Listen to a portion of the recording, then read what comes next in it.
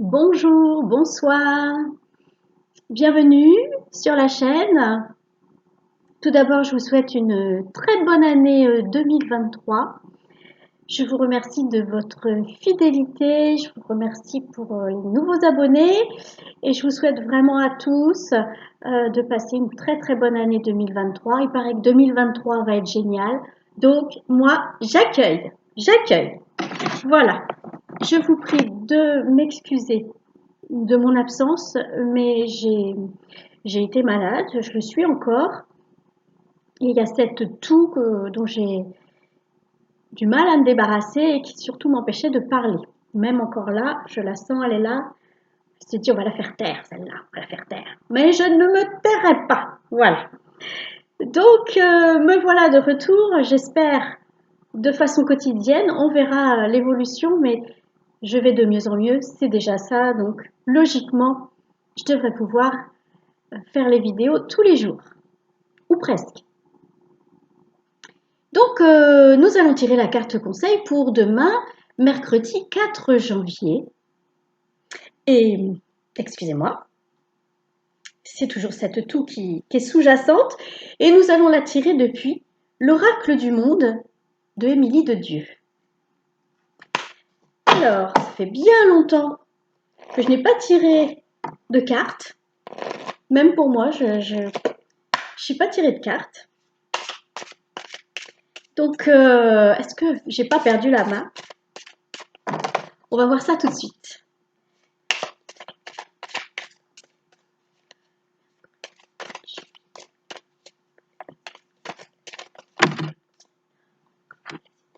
Il y en a trop, donc il y avait un paquet, petit paquet.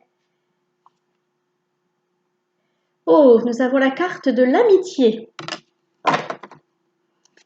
C'est déjà bien. C'est sympa l'amitié. Ce sont des liens très forts. Et heureusement qu'on a des amis.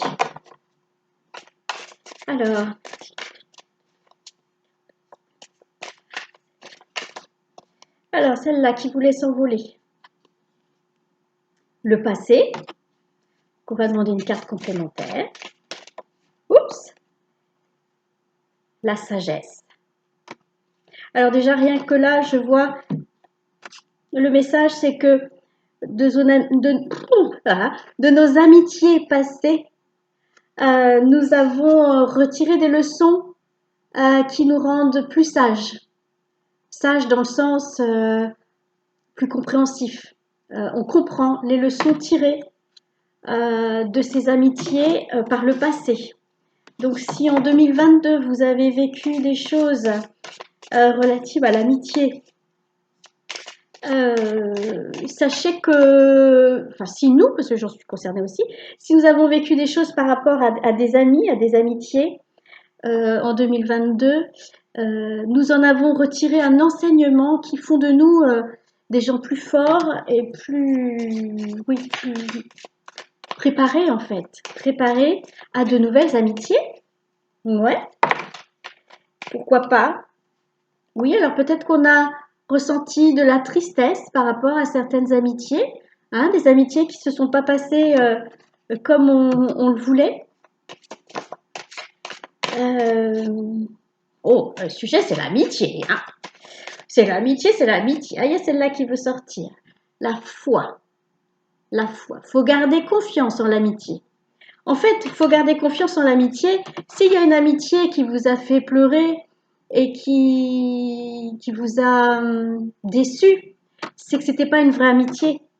En amitié, enfin c'est ma notion de l'amitié que j'ai.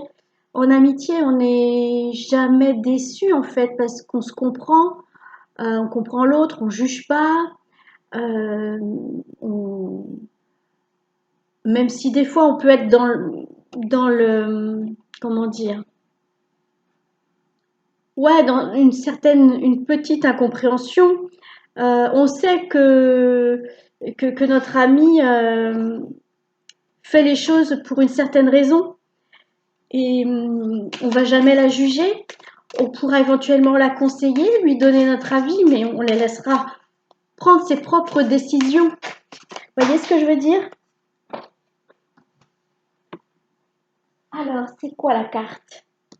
Purification. Alors, moi, ce que je vois par rapport à ce message, c'est que je pense que de nouvelles amitiés se profilent à l'horizon, ou ont commencé déjà à se profiler fin 2022, que nous avons certaines expériences en amitié passées qui nous ont fait comprendre certaines choses, hein, et du coup on a une façon de voir les choses beaucoup plus mature, je dirais, beaucoup plus, on prend plus de recul. On prend plus de recul par rapport à des déceptions qu'on a pu avoir en amitié. Mais on nous dit qu'il faut garder confiance en l'amitié. Hein, c'est pas parce qu'on a été déçu par un ou deux amis, ou on va dire une ou deux personnes qu'on croyait être nos amis, hein, c'est pas parce qu'on a été déçu qu'il faut plus y croire. L'amitié existe toujours. Il faut continuer à y croire. Et il y a un travail de purification qui est fait actuellement par rapport à, ben voilà, par rapport à tout ce qui a été vécu dans le passé, par rapport à ces amitiés, à ces liens d'âme aussi. On a des amis, ce sont des âmes sœurs qu'on rencontre au fil de nos vies. Voilà, ça fait déjà plusieurs vies antérieures qu'on se croise, qu'on se recroise. Et puis, on est toujours soudés, on est toujours en train de s'entraider, de se réconforter, de se booster. Hein, des fois, on a besoin d'un bon coup de boost et puis notre ami est là pour nous le donner. Et vice-versa, hein, des fois notre ami a besoin d'un bon coup de boost et puis on est là pour lui donner. Au fil des vies passées, on est de plus en plus mûr par rapport à l'amitié et donc de plus en plus apte à gérer certaines déceptions, même si sur le moment, ça fait mal. Hein, quand on est déçu par quelqu'un, ça fait mal et on ne comprend pas toujours. On comprend après, des fois longtemps après, mais on nous dit voilà, gardez confiance en l'amitié, croyez-y, n'hésitez pas à faire entrer de nouvelles amitiés dans vos vies, parce qu'au final, c'est la vie, c'est un long voyage, et puis il y a des amis qui arrivent au fil du temps, des gens qu'on a connus dans des vies antérieures et qui se présentent à un moment donné. Pendant longtemps, on ne les avait pas près de nous, et puis d'un seul coup, ils arrivent. Il y en a d'autres qui partent.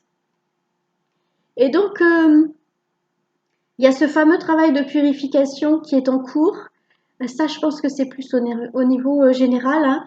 On est nombreux et nombreuses à être fatigués, à avoir des problèmes de santé et on est en train d'évacuer des choses, nous concernant, pouvant aussi concerner nos vies antérieures.